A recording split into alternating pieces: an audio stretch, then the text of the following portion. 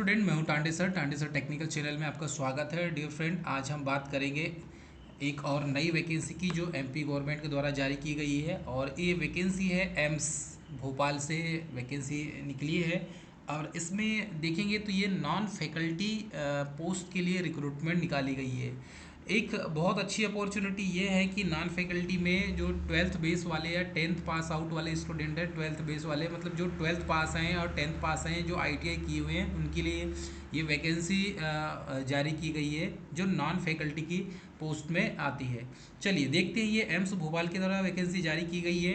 AIIMS Bhopal is an apex health institute established by the ministry of health and family welfare government of India under the Pradhan Mantri Swasthya Suraksha Yojana के अंतर्गत आता है ये, with the aim of corresponding correcting the original imbalances quality territory graduate and post graduate medical education and training. तो इसमें देखी जाए तो एग्जीक्यूटिव डायरेक्टर की पोस्ट भी आती है इसमें। एम्स भोपाल में invite are the online applications for the Indian nation overseas citizen of the India for the recruitment of the following non faculty post on direct recruitment basis. तो ये जो vacancy होती है ये डायरेक्ट रिक्रूटमेंट की होती है। अब यदि हम बात करते हैं यहाँ पे, तो इस वैकेंसी की खासियत ये होती है कि इसमें जैसे आप देखेंगे बड़ी पोस्ट जो होती है वो फैकल्टी वाली आती है, लेकिन ये नॉन फैकल्टी वाली जो पोस्ट होती है छोटी पोस्ट होती है। चलिए देखते हैं कौन कौन सी पोस्ट के लिए वैकेंसी निकाली गई है। तो सबसे पहले यहाँ पर दिया हुआ है सोशल वर्कर। देखो नेम ऑफ द पोस्ट यहाँ से हम देखेंगे, और इसमें एडवर्टाइजमेंट नंबर भी दिया हुआ है इसमें ग्रुप सी की। और इसमें यदि बात करें तो सबसे पहले पोस्ट दिया हुआ है सोशल वर्कर की, और सोशल वर्कर की ये जो है ग्रुप सी की पोस्ट होती है। और पे लेवल इसका है 7 पे कमीशन अभी लग चुका है। तो ये स्टेट गवर्नमेंट भी 7 पे कमीशन देना स्टार्ट कर दी है इसमें। इसमें यूआर की 2 पोस्ट है, ओबीसी की यहाँ पर कोई पोस्ट नहीं है। तो यहाँ पर टोटल जो पोस्ट है अनरिजर्व कैटेगरी की 2 पोस्ट है यहाँ पर।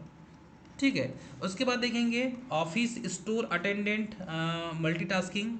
तो जो ऑफिस स्टोर जो अटेंडेंट होता है, जो ये भी लेवल ग्रुप सी की वैकेंसी होती है, पोस्ट होती है। और इसमें टोटल 17 पोस्ट यूआर की है, 10 पोस्ट ओबीसी की है, 6 पोस्ट एससी की है, 3 पोस्ट एसटी की है, 4 पोस्ट इसमें ईडब्ल्यूएस की है। और ऐसी टोटल यहाँ पर देखेंगे तो 40 पोस्ट है।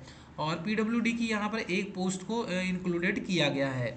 उसके बाद देखेंगे लोअर डिवीज़न क्लर्क की, एलडीसी जिसे कहा जाता है, ये भी ग्रुप सी की पोस्ट होती है, लेवल 2 में आती है, 7 पे कमीशन में यदि देखें तो इसमें यूआर की 13 पोस्ट है, ओबीसी की 9 पोस्ट है, एससी की 5 पोस्ट है, एसटी की 2 पोस्ट है इसमें, एसटी की और ईडब्ल्यूएस की जो है यहाँ पे 3 पोस्ट है। तो टोटल पोस्ट यहाँ पर हो गई 32। और इंक्लूड करें यदि पीडब्ल्यूडी की पोस्ट, तो एक पोस्ट पीडब्ल्यूडी के लिए रिजर्व करके रखा गया है। अब देखेंगे स्टेनोग्राफर की। तो स्टेनोग्राफर में देखेंगे तो ये लेवल सी ग्रुप सी की है और लेवल 4 में आती है। ठीक है। तो टोटल पोस्ट यहाँ पर देखेंगे तो 34 पोस्ट है टोटल। अब देखिए कैटेगरी वाइज, तो यहाँ पर 14 पोस्ट यूआर की है, ओबीसी की 9 पोस्ट है, एससी की 5 पोस्ट है, एसटी की यहाँ पर 3 पोस्ट है, और ईडब्ल्यूएस की 3 पोस्ट है। तो टोटल पोस्ट यहाँ पर 34 हो गई। एक पोस्ट पीडब्ल्यूडी की रिजर्व है। उसके बाद देखते हैं ड्राइवर ऑर्डनरी ग्रेड की। तो ड्राइवर की पोस्ट यहाँ पर भी, जिसमें बेज बिल्ला होना चाहिए आपके पास, हाई जो है हेवी व्हीकल का, इसमें ग्रुप सी की पोस्ट है ये, और लेवल 2 में आती है। 7 पोस्ट है यूआर की, 4 पोस्ट है ओबीसी की, 2 पोस्ट है एससी की, 1 पोस्ट है एसटी की, और ईडब्ल्यूएस की 2 पोस्ट है। और यहाँ पर देखेंगे तो 16 पोस्ट है यहाँ पर। यहाँ पर टोटल 16 पोस्ट है, और पीडब्ल्यूडी की कोई पोस्ट नहीं है यहाँ पे। जूनियर वार्डन या हाउस कीपर की बात करें तो ये भी ग्रुप सी में आता है, लेवल 2 में। इसमें टोटल 10 पोस्ट है। कैटेगरी वाइज देखेंगे तो यहाँ पर यूआर की 6 पोस्ट है, 2 पोस्ट ओबीसी की है, 1 पोस्ट एससी की है, और ईडब्ल्यूएस की 1 पोस्ट है। टोटल 10 पोस्ट हो चुकी। अब इसमें देखेंगे डिसीजन हॉल अटेंडेंट जो दे, डिसेक्शन हॉल अटेंडेंट्स, तो इसमें भी लेवल से ग्रुप सी की पोस्ट है, लेवल 2 में आता है। 7 पे कमीशन लग चुका है। तो ये इसकी सैलरी भी काफ़ी अच्छी सैलरी है, क्योंकि सेंट्रल गवर्नमेंट के द्वारा ये जो है ऑर्गेनाइज किया जाता है। तो इसमें देखेंगे टोटल पोस्ट यहाँ पर 8 पोस्ट है और 5 पोस्ट यूआर की है, 2 पोस्ट ओबीसी की है, 1 पोस्ट यहाँ पर एससी की है। तो ये टोटल 8 पोस्ट हो गई। उसके बाद देखेंगे तो अपर डिवीज़न क्लर्क में देखिए तो ये लेवल 4 की लिस्ट में आता है और इसमें यूआर की 2 पोस्ट है बस। तो यहाँ पर जो पोस्ट है सिर्फ अनरिजर्व कैटेगरी की ही 2 पोस्ट को इंक्लूडेड किया गया है। अब देखें यदि यहाँ पे हम तो डेटा एंट्री ऑपरेटर की भी वैकेंसी यहाँ पर जारी की गई है, data entry operator grade A में, और ये भी लेवल सी, इसमें ग्रुप सी की है और लेवल 4 में ये पोस्ट इंक्लूडेड किया गया है। इसमें यूआर की 2 पोस्ट है और यहाँ पर सिर्फ जो है अपर डेटा एंट्री ऑपरेटर की सिर्फ 2 पोस्ट ही यहाँ पर मेंशन किया गया है। देखेंगे जूनियर स्केल स्टेनो हिंदी की, तो junior scale steno Hindi level 4 में आता है और इसमें एक ही पोस्ट को इंक्लूडेड किया गया है।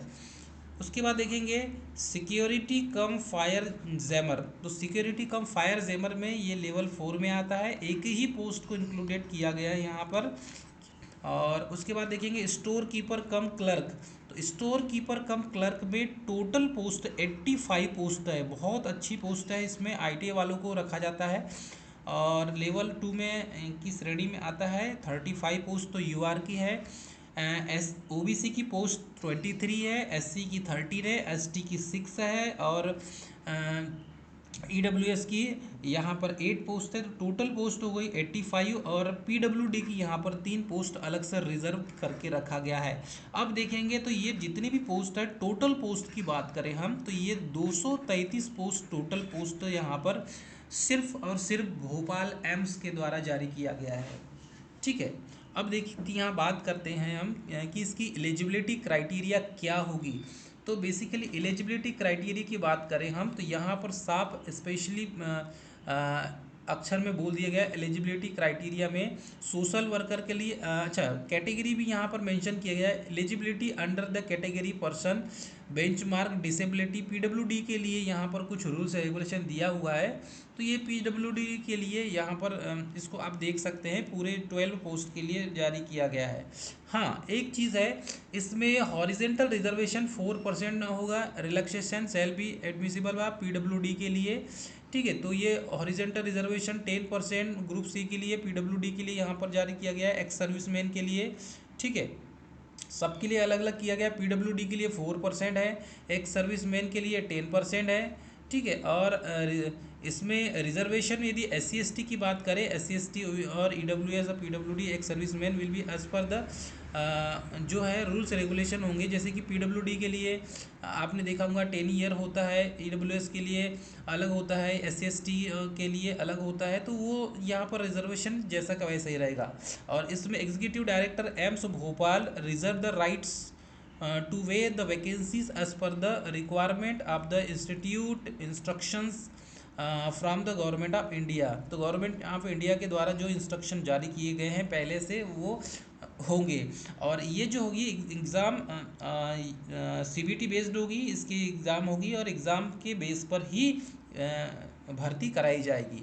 ठीक है, on the basis of the AIIMS Bhopal, ये भोपाल का है, on the basis of AIIMS Bhopal www.amsbhopal.edu.in as the when the required the institute will not enter into the correspondence with candidates such as matter।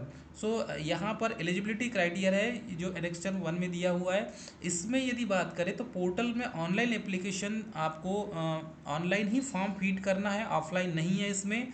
और इसमें जो पोस्ट है available on the website AIIMS Bhopal के, इसी website में जाकर ही फॉर्म भरना है आपको, अदरवाइज ऑफलाइन फॉर्म जो है वो नहीं लिया जाएगा। एक चीज़ याद रखेंगे। Opening date of the online application की ओपनिंग डेट है और 6/10/2023 से, और क्लोजिंग डेट ऑनलाइन एप्लीकेशन का है 30/10/2023। तो ये लास्ट डेट आप याद रखेंगे। इसका मेन जो है लास्ट डेट वो है 30/10/2023। ठीक है। स्टार्टिंग डेट, अभी स्टार्टिंग यदि डेट की बात करें तो 6/10 से फॉर्म भरना स्टार्ट हो जाएगा। और ये लास्ट डेट जो है, लास्ट डेट के पहले आप 30 तारीख, मतलब आपको पूरा पूरा का पूरा 1 महीने से कम थोड़ा सा, लेकिन पूरा पूरा 1 महीना आपको टाइम मिल रहा है इस फॉर्म को भरने में। ठीक है। यहाँ पर साफ लिखा है, aspiring the candidate fill the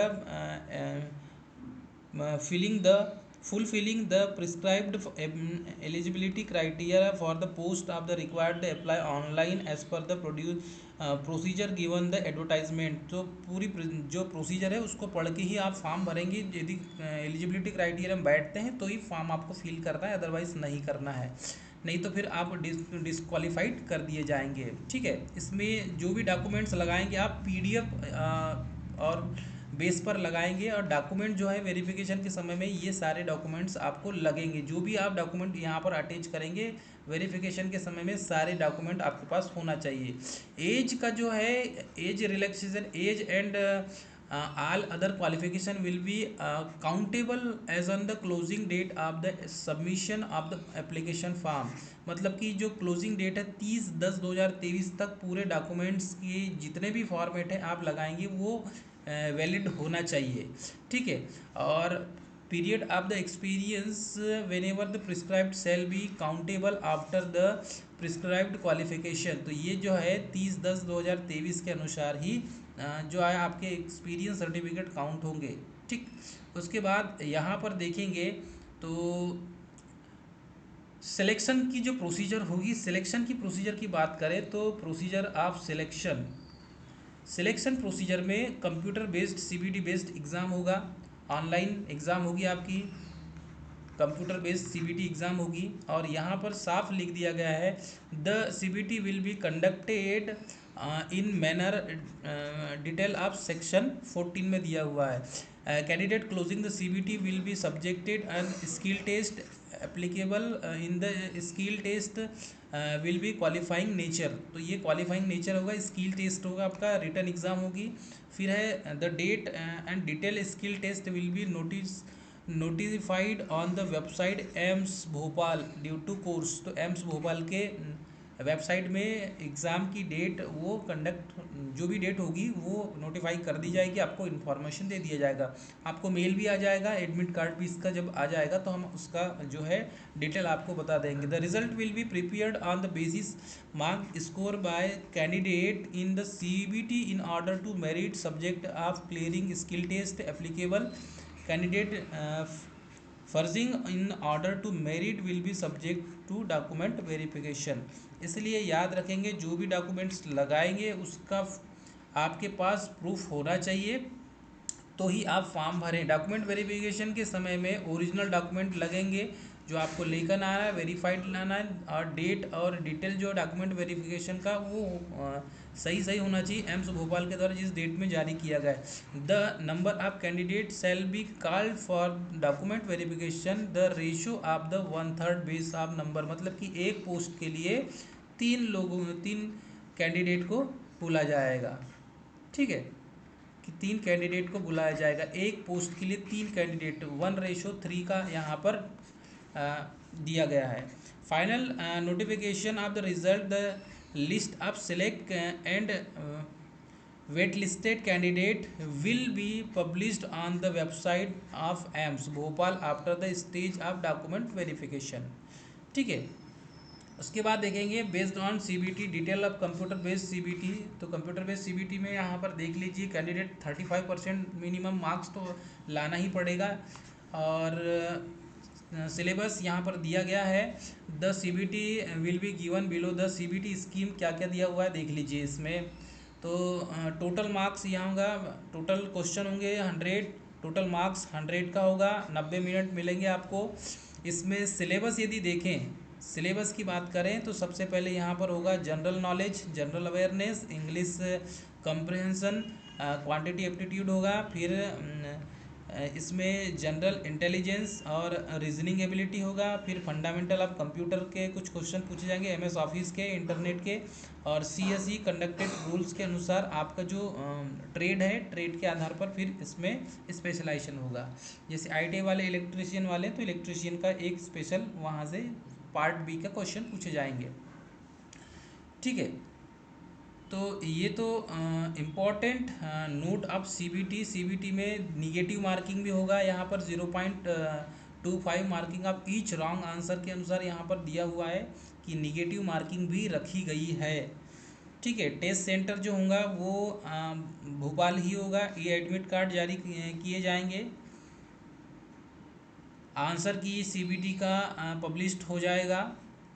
result भी बहुत जल्दी इसका दे दिया जाएगा, साफ लिखा हुआ है। हाँ, एज रिलैक्सेशन की बात करें तो SC/ST के लिए 5 साल, OBC NCL के लिए 3 साल, PWT के लिए 10 साल होगा इसमें। ठीक है। फिर एक्स एम्प्लॉय के लिए यहाँ पर सेंट्रल गवर्नमेंट और स्टेट गवर्नमेंट इंस्टीट्यूशन के लिए रिलैक्सेशन 3 ईयर, रेगुलर उनके लिए 5 साल का है, डिफेंस वालों के लिए 3 साल का है। ठीक है। और इसमें हॉस्पिटलाइज्ड वाले जो हैं डिफेंस वाले उनके लिए 6 ईयर का है। डिफेंस पर्सनल डिसेबल वालों के लिए 8 ईयर का है। विडो के लिए 35 ईयर ऑफ एज के दिया हुआ है यहाँ पे। और उसके बाद विडो के लिए 40 ईयर दिया हुआ है। वुमेन मेरिड SC/ST की वुमेन के लिए, एक सर्विसमैन के लिए यहाँ पर 3 ईयर दिया हुआ है। सेंट्रल गवर्नमेंट के सिविलियन एम्प्लॉई हैं तो यदि उनको 40 साल का दे दिया है एज के अंदर तक। और सेंट्रल गवर्नमेंट और सिविलियन अब SC/ST के लिए तो 45 साल का एज रिलैक्सेशन दे दिया गया है। 45 साल के अंदर तक फॉर्म भर सकते हैं। ठीक है। और इसमें बाकी तो कुछ और इन्फॉर्मेशन जो है इसके लिए, फॉर्म एप्लीकेशन फ़ीस कितनी लगेगी ये देख लीजिए। एप्लीकेशन फ़ीस, तो एप्लीकेशन फ़ीस जो है यहाँ पर दिया है नॉन रिफंडेबल एप्लीकेशन फ़ीस होगा। Application without the prescribed fee shall be similarly rejected. Fee once paid shall not be refundable under the circumstances nor can held to reserve for any other of the examination. The application fees applicable is various category। तो यहाँ पर general, OBC और EWS के लिए 1200 रुपये का form है और SC/ST PWT के लिए 600 रुपये का फॉर्म है। इतना पैसा आपको यहाँ पर देना होगा। ठीक है। तो फॉर्म भर सकते हैं। Procedure filling the application form के लिए आप सीधे जाएंगे ऑनलाइन एप्लीकेशन फॉर्म भरेंगे और वैलिड ईमेल आईडी आपके पास होना चाहिए। पासपोर्ट साइज फ़ोटोग्राफ होना चाहिए आपके पास। स्कैन सिग्नेचर लगेगा आपको। ऑनलाइन पेमेंट आप एप्लीकेशन का लगेगा। और आप जाके फॉर्म कहाँ भरेंगे तो ये इसकी साइट है। यहाँ पर candidate must apply online through the website AIIMS Bhopal की वेबसाइट है www.amsbhopal.edu.in पर जाके आपको फॉर्म भरना है। ठीक है। तो ये फॉर्मेट आपको पता होना चाहिए। अब यहाँ पर यदि देखें, candidate have to go to online application portal link given on the website AIIMS Bhopal की ये लिंक है। इस लिंक पर जाके आपको फॉर्म फिल करना है। ठीक है। बाकी इसमें अब बताने लायक कोई चीज़ बची नहीं है, सारी चीज़ को हमने यहाँ पर बता दिया है। नो TADA यहाँ पर साफ लिखा है। यदि आप पेपर देने आएंगे तो TADA will be paid appearing the recruitment test. तो TADA आपको नहीं मिलेगा, हिंदी इंग्लिश में रहेगा पेपर। द इंफॉर्मेशन रिलेटेड यही वेबसाइट में आपको मिलेगा। इंफॉर्मेशन जो भी होगा फॉर एनी क्यूरीज भी करना है तो इस पर मिलेगा। ठीक है। अब इसमें जो है जो एलिजिबिलिटी क्राइटेरिया की बात करें पोस्ट ऑफ तो सोशल वर्क के लिए क्वालिफिकेशन जो होना चाहिए 10+2 होना चाहिए। Recognise board of the 8 year experience social worker का होना चाहिए बिटवीन 18 से 35 साल। तो ये सोशल वर्कर की पोस्ट के लिए दिया हुआ है। सेकंड देखेंगे तो name of post office store attendant के लिए, तो ऑफिस स्टोर अटेंडेंट के लिए क्वालिफिकेशन होगा 10th पास और ITI इक्विवेलेंट होगा। और एज लिमिट है 30 साल इसकी। ठीक है। तो जिसका ITI है वो भी फॉर्म भर सकता है। क्वालिफिकेशन देखेंगे, name of post of lower division clerk की, तो इसेंशियल क्वालिफिकेशन है इसमें 12th class equivalent from the recognise board. और उसके बाद है skill test norms computer typing, ये आना चाहिए आपका 30 शब्द प्रति मिनट हिंदी इंग्लिश का। फिर है यहाँ पर एवरेज की जो है डिसेप्शन यहाँ पर दिया हुआ है, बेसिक कंप्यूटर लिटरेसी आपको आना चाहिए। लो डिवीज़न क्लर्क की पोस्ट में 18 से बिटवीन 18 से 30 साल की बीच में एज क्राइटेरिया रखा गया है। उसके बाद देखेंगे तो नेम ऑफ पोस्ट स्टेनोग्राफर की, स्टेनोग्राफर में 12th क्लास पास होना चाहिए रिकॉग्नाइज यूनिवर्सिटी से, बोर्ड से, और स्किल टेक्स नॉस आपको आना चाहिए। 10 मिनट का जो दिया है 80 वाट WPM होना चाहिए। 50 मिनट इंग्लिश और 65 मिनट हिंदी का टाइपिंग आपको आना चाहिए। डिज़ायरेबल इसमें एक्सीलेंट कमांडेड हिंदी और इंग्लिश में आपका स्पोकन का होना चाहिए। 18 से 27 साल इसकी एज लिमिट दी हुई है। ड्राइवर के लिए क्वालिफिकेशन क्या होगा, तो ड्राइवर के लिए क्वालिफिकेशन यहाँ पर दिया है 10th पास होना चाहिए। LMV और HMV कॉमर्शियल लाइसेंस आपके पास होना चाहिए। लाइट मोटर व्हीकल और हेवी मोटर व्हीकल का एक्सपीरियंस 2 साल का होना चाहिए। एज लिमिट आपके पास 18 से 27 साल का है। जूनियर वार्डन हाउस कीपर की बात करें तो इसमें graduation from the recognise university और 2 ईयर एक्सपीरियंस होना चाहिए वार्डन इक्विवेलेंट यानी कॉलेज का, इसमें जूनियर वार्डन हाउस कीपर का। ठीक है। 30 से 45 साल इसकी एज लिमिट दी हुई है, 30 से 45 साल। उसके बाद देखेंगे नेम ऑफ पोस्ट, तो नेम ऑफ पोस्ट में डिसेक्शन हॉल अटेंडेंट की बात करें तो इसमें भी साफ दिया हुआ है 10th 12th आपका कंप्लीट होना चाहिए, 10th 12th और रिकॉग्नाइज यूनिवर्सिटी से होना चाहिए, और 10th पास भी होना चाहिए, और 3 ईयर एक्सपीरियंस होना चाहिए या तो फिर, और एज लिमिट दिया है यहाँ पर 21 से 30 साल। उसके बाद देखेंगे name of the post upper division clerk के लिए, तो इसमें डिग्री रिकॉग्नाइज होना चाहिए। प्रोफिशिएंसी कंप्यूटर का होना चाहिए। स्किल नॉर्म्स आपका लोअर डिवीज़न क्लर्क के लिए होना चाहिए आपके पास। स्किल टेस्ट और 21 से 30 साल इसमें एज का क्राइटेरिया रखा गया है। ठीक है। अब देखते हैं data entry operator grade A के लिए, तो इसके लिए भी 12th स्टैंडर्ड पास होना चाहिए इस। ठीक है। 12th standard data entry operator के लिए 12th स्टैंडर्ड पास होना चाहिए। और उसके बाद should process the speed of note less than 8000 की डिस्प्रेशन पर अस हावर ऑफ डाटा एंट्री वर्क्स के लिए। द स्पीड ऑफ 8000 की यहाँ पर दिया हुआ है, आप इसको देख सकते हैं। बिटवीन 28 से 30 18 से 23 27 साल यहाँ पर एज का क्राइटेरिया रखा गया है। Name of the post junior scale steno के लिए क्वालिफिकेशन बात करें तो 12th होना चाहिए, स्किल टेस्ट नॉर्म्स होना चाहिए, और टाइपिंग होना चाहिए 64 वर्ड प्रति मिनट। ठीक है। डिज़ायरेबल एक्सीलेंट कमांड होना चाहिए हिंदी और इंग्लिश में। एज लिमिट है इसमें 21 से 30 साल। अब उसके बाद देखते हैं सिक्योरिटी कम फायर जेमर के लिए, तो सिक्योरिटी कम फायर जेमर के लिए इसमें भी क्वालिफिकेशन क्या होना चाहिए, 10+2 होना चाहिए। उसके बाद फॉलोइंग फिजिकल स्टैंडर्ड होना चाहिए, आपकी हाइट होना चाहिए 167 सेंटीमीटर, 80 सेंटीमीटर चेस्ट होना चाहिए, और इसमें हाइट जो होगा 162 सेंटीमीटर या तो 76 सेंटीमीटर इसके लिए डिज़ायरेबल क्या है। इसमें विज़न बोथ आई सही होना चाहिए 6/12 का, और शुड नो कलर ब्लाइंडनेस नहीं होना चाहिए, रात के समय में कलर मतलब ब्लाइंडनेस नहीं होना चाहिए, कलर ब्लाइंडनेस। और डिज़ायरेबल जो है यहाँ पर आर्म्स फोर्स में पैरामिलिट्री में होना जो है, ये एक्सपीरियंस जो आपके पास सिक्योरिटी ड्यूटी का होना चाहिए। एज लिमिट है 18 से 27 साल। उसके बाद स्टोर कीपर की बात करें, ये अच्छी वैकेंसी है स्टोर कीपर की। स्टोर कीपर कम क्लर्क की, तो क्वालिफिकेशन की बात करें तो इसमें graduate from recognise university with 1 year experience handling store का होना चाहिए। Desirable post graduate degree diploma in material management from the recognise institution से होना चाहिए। एज लिमिट है यहाँ पर लगभग 30 साल। सिलेबस यहाँ पर दिया हुआ है, मैंने आपको बता दिया सिलेबस के बारे में। और बाकी इसमें अब जो है वैकेंसी का हमने टोटल डिटेल आपको दे दिया गया है। अब इसमें बताने लायक कुछ है नहीं। हाँ, एक चीज़ याद रखेंगे कि फॉर्म भरते समय सारी चीज़ों को आप यहाँ पर ध्यान देंगे ताकि आप फॉर्म में गलती ना करें।